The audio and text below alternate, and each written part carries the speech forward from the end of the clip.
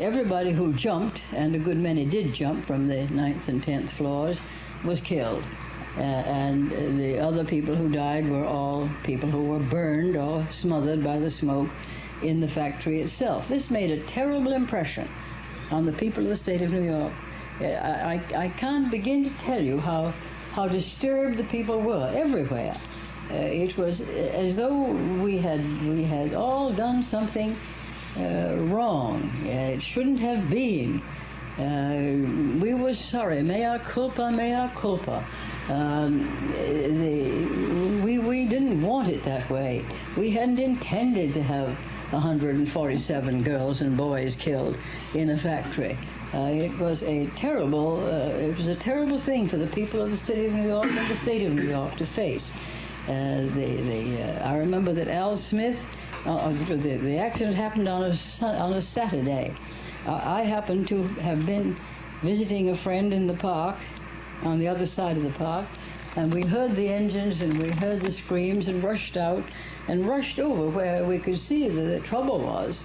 We could see this building from Washington Square, and the people had just begun to jump when we got there.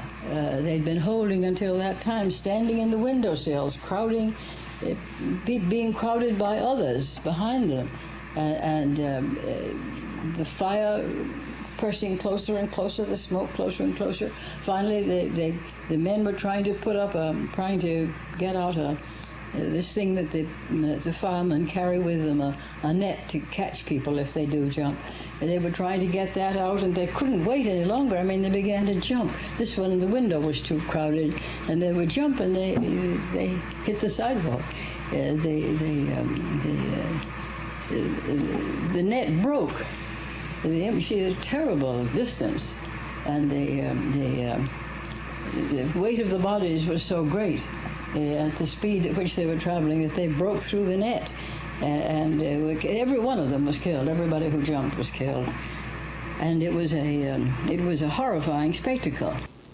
The fire helped spur a wave of organizing for unionization and workplace safety regulation. As a New York State official, Frances Perkins was instrumental in reforming the New York labor laws to protect worker safety. That's exactly right. Much of the legislation was enacted into law, within a couple of years. I mean, hearings and so forth, and bringing up the supporters and modifying the bill. So that we really got a big draw out of that one episode, which, as I've thought of it afterwards, seems in some way to have paid the debt that society owed to those children, those young people who lost their lives in the Triangle Fire. It's their contribution to the people of New York that we have this really magnificent series of legislative acts to protect and improve the administration of the law regarding the protection of work people in the state of New York. That was Frances Perkins speaking in 1964. Our guest is Kirstin Downey, who's written the book about Frances Perkins, the woman behind the New Deal.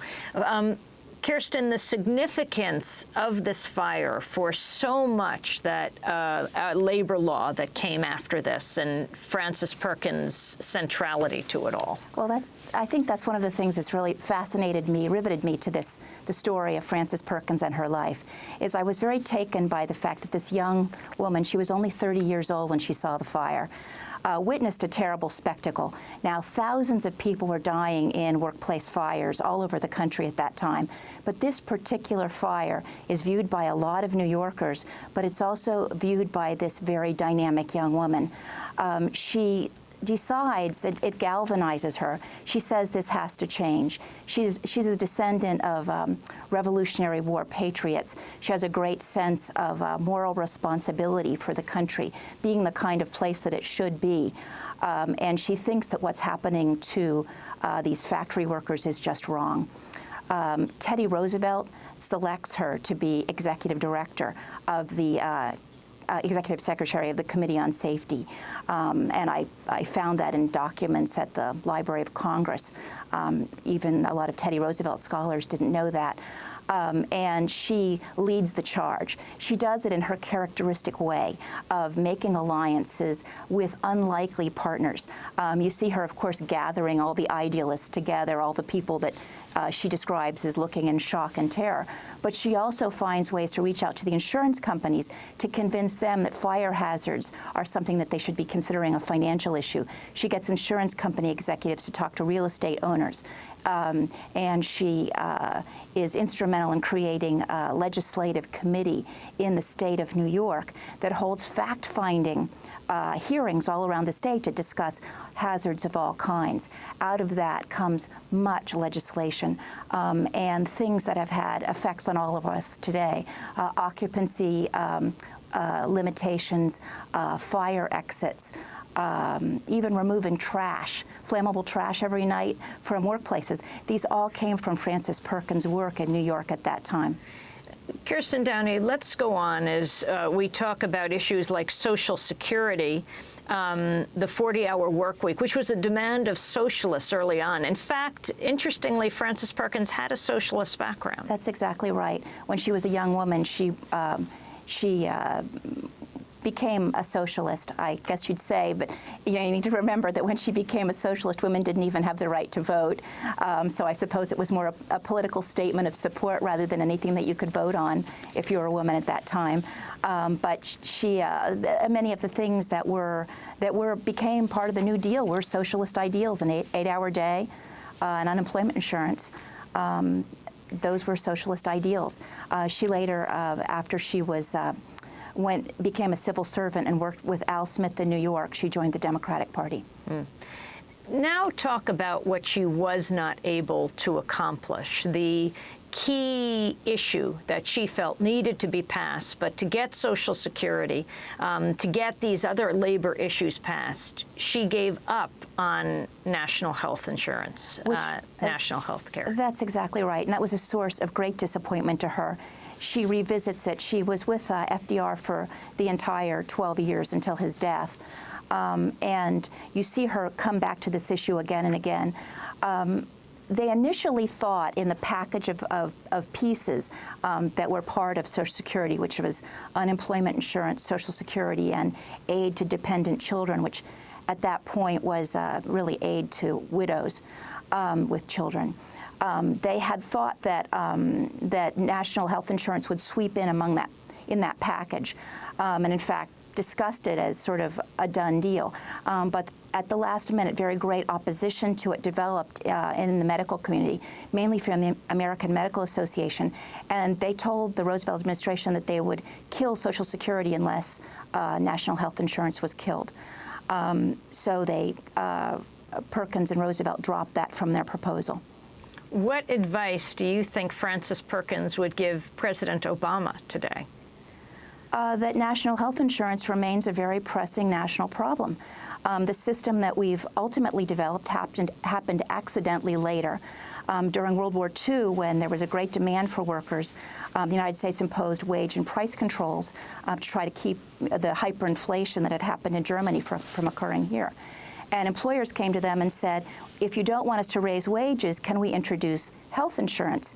And the Roosevelt administration agreed. So what happened is a very quick expansion of voluntary health insurance that was offered to mainly the young, able-bodied employees of the big manufacturing companies that were quickly growing across America. Now we see this problem today. The United States is grappling with the problems that are faced by Ford and Chrysler and General Motors. One of the biggest problems those three big companies face is that they are hobbled with the cost of national health insurance. Their international competitors, other companies, are not required to pay health insurance for their own employees. In fact, the big auto companies pay as much for health insurance as they pay for the steel that goes into cars. This is a very current issue, and the health insurance quandary is built into many of the problems our economy is facing today. Well, Kirstin Downey, I want to thank you very much for a fascinating book, The Woman Behind the New Deal, The Life of Frances Perkins, FDR Secretary of Labor, and His Moral Conscience. Thank you so much. That does it for this show. A special thanks to the Kiel Center's Triangle Factory Fire Archival Collections in New York. And we also want to wish a very happy birthday to Mike Burke, our longest-standing producer at Democracy Now!, the most important accomplishment. He is still standing. Democracy Now! Is also produced by Sharifa Bakudou produce, Aaron Mate, Angelique Comet, Nicole Salazar, Steve Martinez, Hani Massoud. Special thanks to Elizabeth Press, Samantha Chambly, Peter Curries, Miguel Noguera, Mike DeFilippo, Dennis Moynihan, and all the staff at Democracy Now! I'll be at the State Theater in Ithaca, New York tonight, on Bill Moyers on Friday night. I'm Amy Goodman. Thanks so much for joining us. Check our website at democracynow.org.